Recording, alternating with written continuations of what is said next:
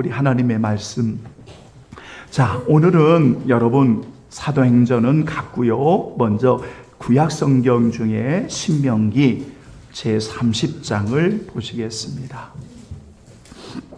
자, 신명기 30장 11절로 14절까지 읽으시고요. 14절은 한 번 더 봉독하겠습니다. 다 함께 봉독하지요. 내가 오늘 내게 명령한 이 명령은 내게 어려운 것도 아니요 먼 것도 아니라 하늘에 있는 것이 아니니 내가 이르기를 누가 우리를 위하여 하늘에 올라가 그의 명령을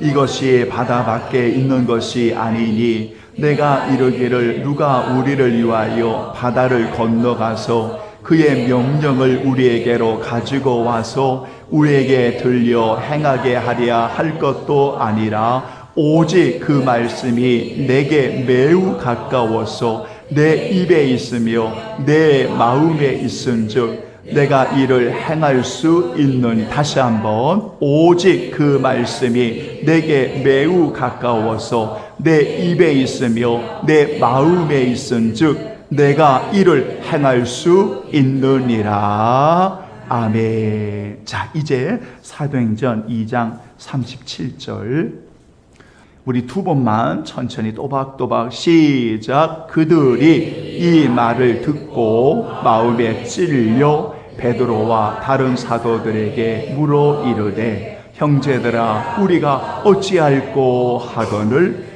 그들이 이 말을 듣고 마음에 찔려 베드로와 다른 사도들에게 물어 이르되 형제들아 우리가 어찌할꼬 하거늘. 아멘. 주님의 말씀으로 인하여 찔림의 은혜가 임할 때라는 여러분 제목을 가지고 오늘 두 번째 시간을 여러분 갖고자 합니다. 한번 제목을 한번 따라서 해보지요. 주님의 말씀으로 인하여 찔림의 은혜가 임할 때. 여러분 지난 우리 주의 날의 말씀을 나누면서 왜 찔림이 은혜입니까? 라는 말씀으로 시작을 했습니다. 여러분 찔림은 고통이지 않습니까? 그리고 찔림은 분명 아픔이고요. 찔림은 분명 힘든 어떠한 여건일 수 있지 않겠습니까? 그런데 찔림은 왜 은혜라고 말하고 있는가 하면은 바로 그 찔림 속에는 주님의 말씀이 있다는 것입니다. 주님의 말씀이 있다는 것입니다. 주님의 말씀이 역사하고 있다는 것입니다. 왜냐하면 주님의 말씀은 우리를 살리는 말씀이지 않습니까? 영생의 말씀이다. 이렇게 여러분 말씀하고 있는데 살아있고 항상 있는 능력의 말씀이라고 가르치고 있지 않습니까? 이 성경이 곧 내게 대하여 증거하는 거라고 예수님이 말씀하고 있지 않습니까? 영은 살리는 것이다. 그러니까 우리가 병든 마음을 가지고 있다 할지라도 우리가 병든 상태에 있자 할지라도 찔림의 말씀에 은혜가 임하면 누구든지 변화될 수가 있고 누구든지 새로워질 수가 있고 누구든지 여러분 변화되어서 주를 위해 살아갈 수 있지 않겠습니까? 그래서 찔림은 은혜가 되는 겁니다. 이것을 고린도전서 2장 10절 이하의 말씀을 12절까지 보니까 이게 바로 성령님의 일하심이었다.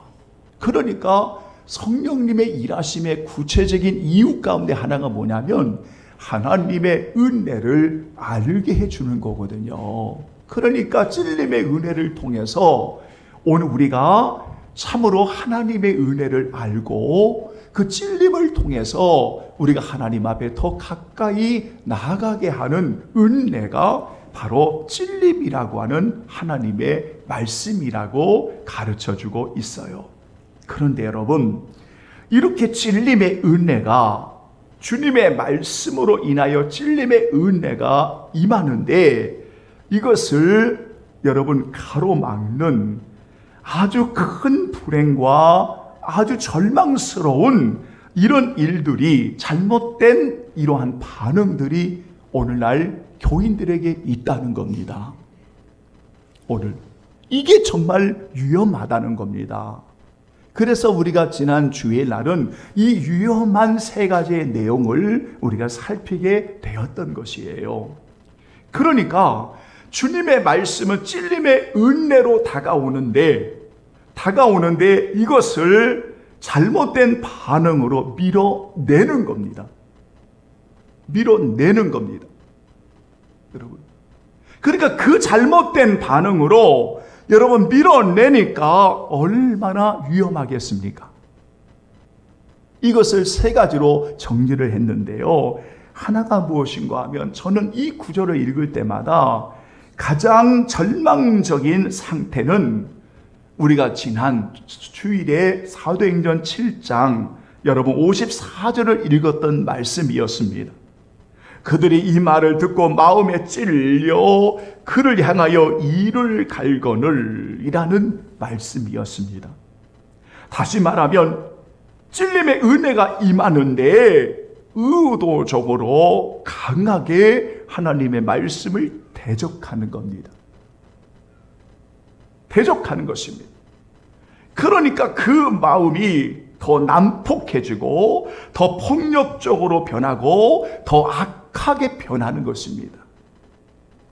이런 상태는 가장 절망적인 상태인 것입니다. 왜냐하면 예수님이 분명하게 말씀하시기를 그건 내가 반드시 갚겠다라고 말씀하고 있는 이유입니다. 이렇게 위험한 것입니다.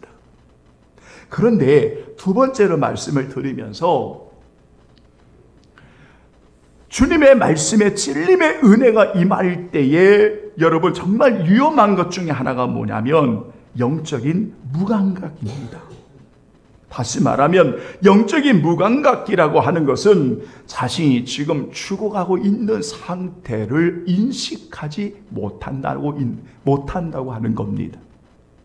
그러니까 살아있다 하는 이름은 가졌지만 실상은 죽은 자라고 하는 사대교회를 향하여 요한계시록 3장 1절 이하에 주신 예수님의 말씀을 오늘 그들이 들어야 됩니다. 내가 지금 죽어가고 있다는 영적인 상태를 인식하셔야 됩니다. 내가 병든 마음을 가지고 있다는 상태를 인식하셔야 됩니다. 그래야만 주님의 말씀이 들어올 때 다시 일어나서 다시 회개하고 그 받은 은혜를 기억하고 다시 하나님 앞으로 돌아갈 수 있기 때문입니다. 그러니까 나의 상태를 여러분 인식하는 것. 그래서 요한계시록 3장에 나타나는 이 구절을 메시지라고 하는 번역을 보니까 저는 메시지라는 번역이 참 마음에 와닿았습니다. 점점 죽어가지만 희미해지지만 조금씩 숨이 멎어가지만 그러나 아직 생명이 남아있는 상태를 그렇게 번역을 하고 있습니다. 이 말은 지금 우리의 영적인 상태를, 우리의 신앙의 상태를 점검하고 우리가 병든 마음을 우리가 솔직하게 인정하고 우리가 사랑하는 주님 앞에 나아가면 다시 한번 새롭게 우리가 살아갈 수가 있는데 많은 분들이 자신의 신앙의 상태를 점검하지 않는다는 겁니다. 여러분은 어떻습니까? 오늘 여러분의 영적인 상태가 어떻습니까? 하나님과의 관계와 오늘 여러분들 서로의 관계와 이 공동체 안의 관계가 어떻습니까? 여러분의 신앙의 상태가 어떻습니까? 이것을 인식하지 못하면 여러분 서서히 죽어가는 것입니다.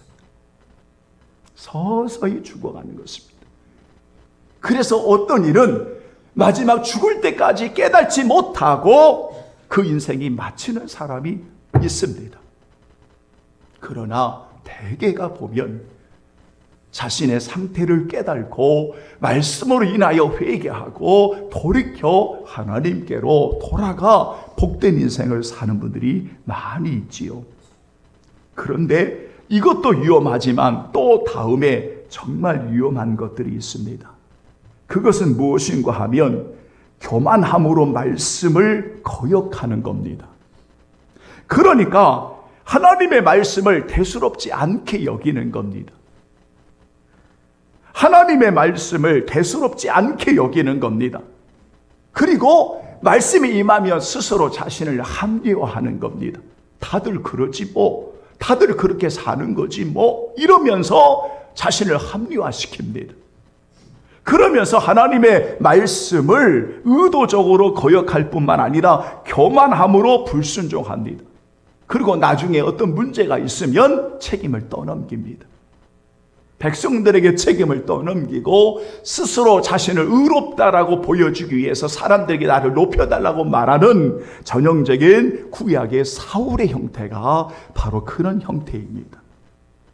여러분은 하나님의 말씀이 찔림의 은혜로 다가올 때 여러분 언제나 그 말씀을 소중하게 여기십시오. 그 말씀이 오늘 나를 살리려고 주시는 말씀이지요. 오늘 그 말씀이 나를 새롭게 해주려고 하는 말씀이지요. 비록 부족하지만 병든 몸에 여러분 정말 칼을 대는 수술인데 안 아프겠습니까?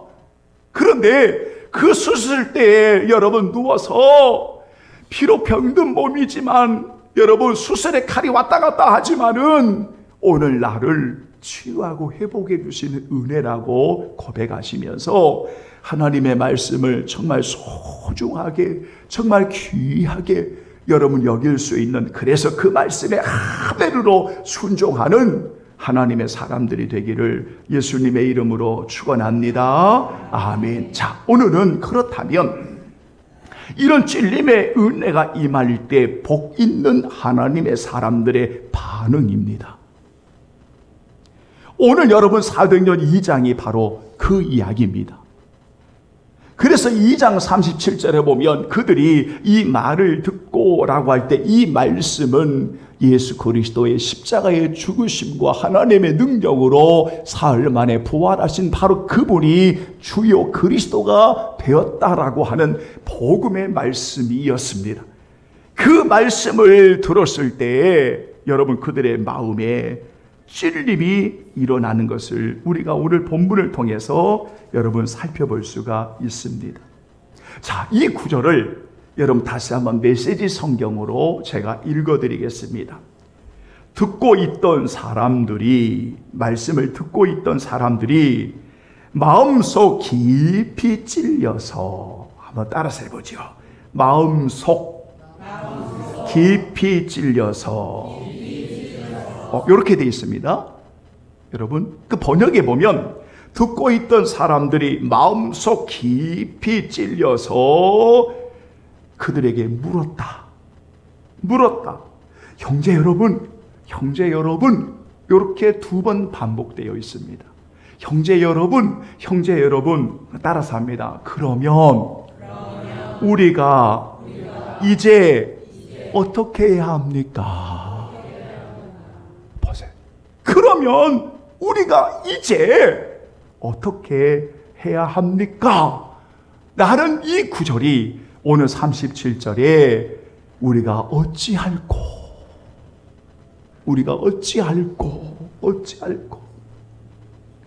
여러분, 저는 오늘 이 본문에 어찌할꼬, 우리가 이제 어떻게 해야 합니까? 이것이 여러분 어떻게 지금 고백되고 있는 줄 아십니까?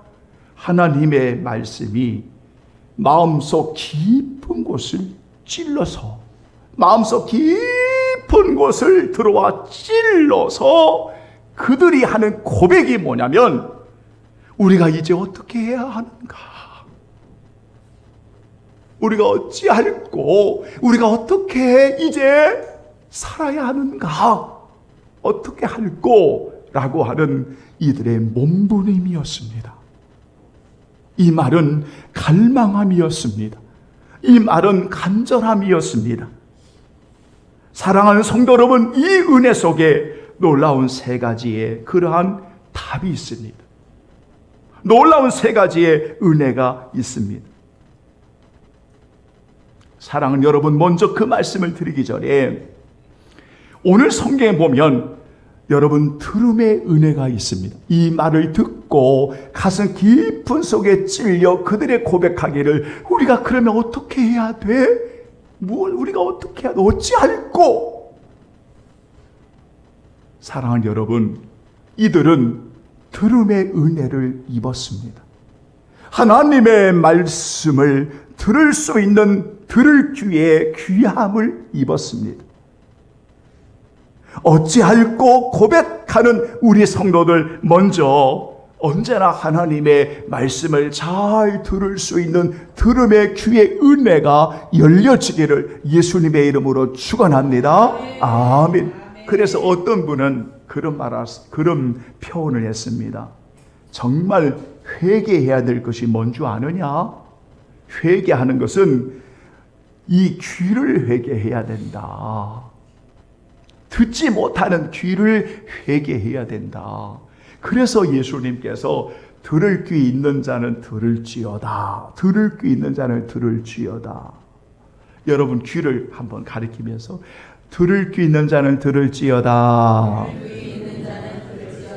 여러분들은 다 듣는 사람들이니까요. 그러니까 들을 귀의 은혜를 입은 거예요. 귀가 열린 겁니다. 귀가 열린 겁니다. 하나님의 말씀을 들을 수 있는 귀가 열린 겁니다. 귀가 열리면 여러분 영안이 열어집니다. 귀가 열리면 가슴이 열어집니다. 그러니까 귀가 열리니까 들어오니까 말씀이 쫙 깊이 들어가는 겁니다. 깊은 속에 확 들어가는 겁니다. 들어가면서 이 마음의 깊은 속을 주님이 수술해 가시는 겁니다. 병든 마음을 치료해 가시는 겁니다. 그래서 이 속에서 나오는 것이 어찌할까 라고 하는 고백이었습니다. 여기에 세 가지의 여러분 깊은 은혜가 담겨 있다고 생각합니다. 하나가 무엇인가 하면 여러분 드디어 자신이 누구인지를 보게 된 겁니다. 따라서 합니다. 내가 누구인지. 드디어 그들은 내가 누구인지를 보게 된 겁니다. 내가 누구인지를 보게 된 겁니다. 은혜를 받으면 우리 성도들은 굉장한 것을 이야기합니다. 은혜를 받으면 굉장히 어떤 하늘에서 갑자기 막 떨어지는 것들을 생각합니다. 그런데 은혜를 받으면요, 가장 먼저 자각이 일어납니다. 각성이 일어납니다. 내가 어떤 자인지, 내가 누구인지 자기를 인식하게 되는 겁니다. 오늘날 목회자와 성도들의 문제점 중에 하나가 뭐냐면 너무 자기를 몰라요. 자기 인식을 할 줄을 몰라요. 자기를 말씀을 통해 제대로 발견할 줄 몰라요. 그러다 보니까 한번 임직이 되면 죽을 때까지 임직이 되는 거고, 목사가 되면 죽을 때까지 목사가 되는 거예요. 기능적인 면에서는 그렇다 하지만 우리 내면은 그러면 안 되지요. 왜냐하면 우리가 병든 마음을 가지고 있을 수 있지 않겠습니까? 우리의 신앙과 삶이 나태해져 있는 모습일 수 있지 않겠습니까? 또는 범죄하거나 또는 여러분 주님으로부터 멀어질 때가 있지 않겠습니까? 때로는 스스로 우리가 살아가지만 전혀 깨닫지 못하고 자신이 완벽한 것처럼 어리석고 미련하게 살아가고 있지 않습니까? 그런데 은혜의 말씀의 찔림이 쫙 임하면 귀가 열리니까 내가 누구인지를 보게 되는 거예요. 자기를 정확하게 인식을 하는 겁니다. 그러니까 자기를 분명히 보니까 나오는 게 뭐냐면 내가 어떻게 할까라고 하는 고백이었습니다. 여러분, 그러니까 두 번째가 이루어지는 게 뭐냐면 참된 회개가 이루어지는 겁니다. 회개는 은혜의 선물입니다. 여러분, 우리는 다 회개한다고 말합니다. 그러나 회개는 자각이 이루어지지 아니하면, 오늘 내가 정말 누구인지를 깨달지 못하면 회개는 참된 회개다운 회개가 이루어지지 않는 겁니다. 그냥 입술로만 하는 거지. 회개는 입술의 시인임과 동시에 마음의 돌이킴을 회개라고 말하는 겁니다. 마음은 돌이키지 않는데 입술로만 말하는 그것은 고백일 수 있지만 회개는 돌이킴입니다. 그러니까 오늘 여러분 이 본문에 이들이 마음의 찔림이 일어났을 때에, 귀가 열리니까 깊은 속에 찔림이 일어날 때 우리가 어떻게 해야 하나, 이제는 정말 어떻게 살아야 되나, 우리가 어찌할꼬 라고 하는 이 구절 속에 하나는 분명한 자기의 인식, 각성, 내가 누구인지를 깨닫게 되면서 고백되어지는 게 뭐냐면 바로 내가 죄인이었다는 고백입니다. 여러분, 내가 죄인이었다는 겁니다. 흉악한 죄인이었다는 겁니다. 오늘 본문에는 흉악한 죄인임을 말씀하고 있는 것은 아니지만 뒤에 보면 우리가 어찌할꼬라는 이 말씀 속에 이 본문의 내용이 다 들어있는 겁니다. 그러니까 두 번째, 너희가 회개하고 삼위일체 하나님의 이름으로 세례를 받고 죄 사함을 입으며 성령을 선물로 받으리다. 이 은혜의 복음이 들려지는 겁니다. 사랑하는 여러분, 오늘 우리는 분명히 기억하십시오.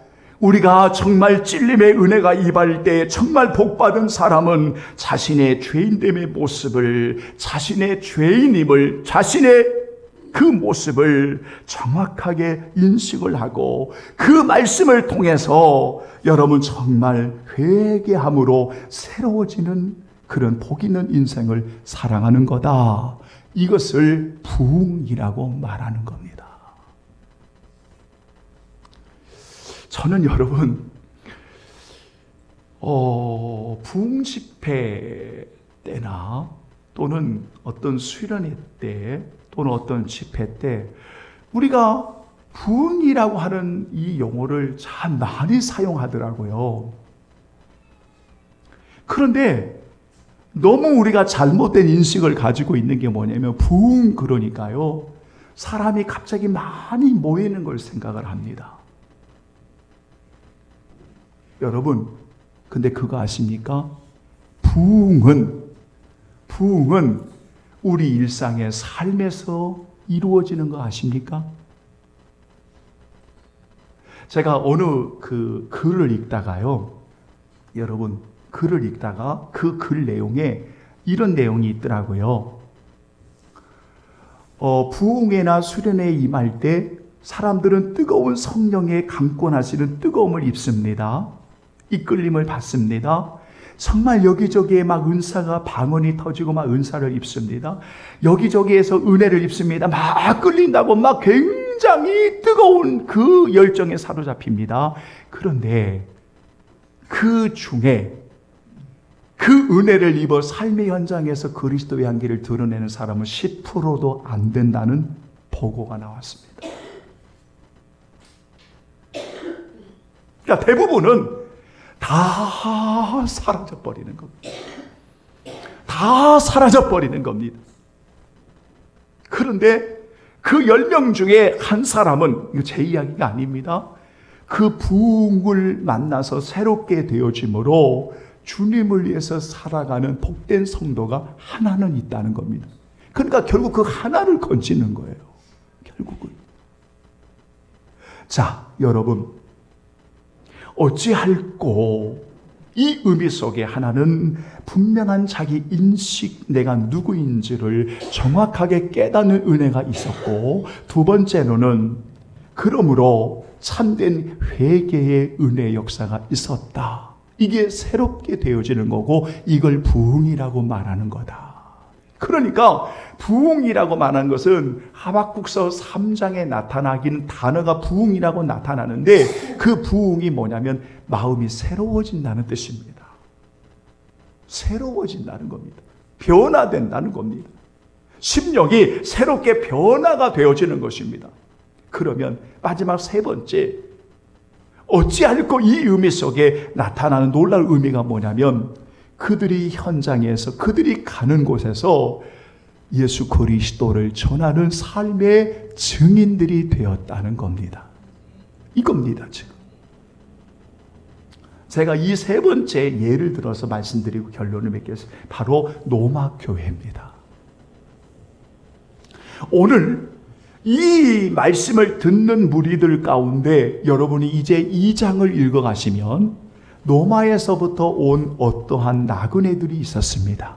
이걸 디아스포라 유대인이라고 말합니다. 그러니까 흩어져 나가는 유대인들 가운데 노마에서 사는 유대인들이 있었습니다.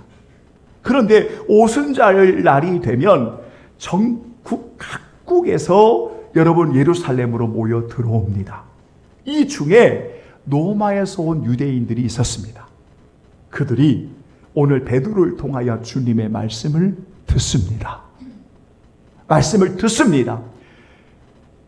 그들이 누구인지를 분명히 알고 회개하고 새롭게 되어짐으로 이제 그들이 돌아가는 그 현장이 노마라고 하는 그 현장에서 나중에 사도 바울이 노마서를 기록할 당시에 이미 그 지역은 이미 그리스도를 주로 믿는 교회 공동체가 이루어졌다는 겁니다. 무슨 말이냐면 이들이 현장으로 돌아가서 오늘 이들이 삶의 터전 속에 돌아가서 오늘 이들이 돌아가서 유대인 가운데 그리스도인들이 기독교인들이 돌아가서 그곳에서 삶을 통해 예수님은 그리스도라고 증명하는 하나님의 사람들을 통해서 이미 노마교회는 믿음이 전파되어지는 아름다운 교회였다는 것을 우리가 잘 알 수가 있습니다.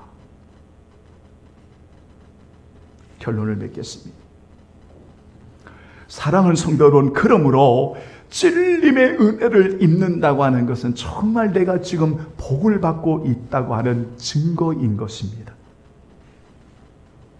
어떤 사람들에게는 찔림의 은혜가 거부하는 반응의 요소로 작용할 수도 있겠지만 그러나 복 있는 하나님의 사람들은 귀가 열릴 뿐만 아니라 그 주님의 말씀에 찔림의 은혜로 다가와서 오늘 성령 하나님이 일하시기 시작한다는 겁니다.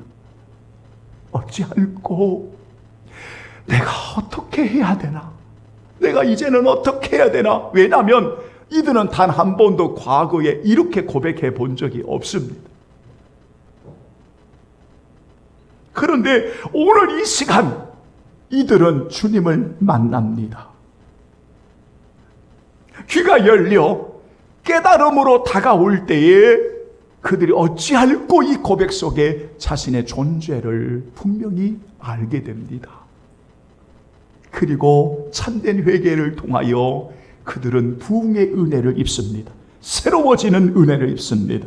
그리고 그들은 그 은혜를 자기만 누리는 것이 아니라 그들의 현장 속으로 들어가서 그들의 삶의 터전 속으로 들어가서 그곳에서 그리스도의 증인 되어지고 향기가 되어지고 그리스도의 냄새로 그리스도의 사신되어서 그 속에서 열매를 맺어 하나님께 영광을 돌리고 있는 것. 그러니까 이들에게 찔림의 은혜는 복이 될 수밖에 없는 겁니다. 여러분들에게 어떻습니까? 오늘 예배드리는 여러분들에게도 바로 이런 찔림의 은혜가 말씀으로 인하여 하나님의 말씀으로 인하여 찔림의 은혜가 임할 때에 우리가 어찌할꼬 이런 복된 은혜가 임함으로 여러분 남은 인생 정말 주님을 위해서 어느 곳에 있든지 우리가 값지게 살아가는 여러분 아름다운 그러한 성도들이 되시지 않으시겠습니까?